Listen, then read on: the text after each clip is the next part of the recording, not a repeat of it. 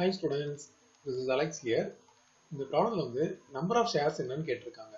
Annual income வந்து 3600 வரணும் from 12% stock of face value ₹100 அப்படின்னு கொடுத்துருக்காங்க.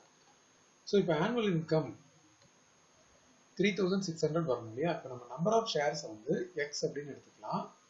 அதோட இந்த ஃபேஸ் வேல்யூ மல்டிப்ளை பண்ணும்போது total value of the share வரும். இதில் வந்து 12% வருது. அப்போ 12/100.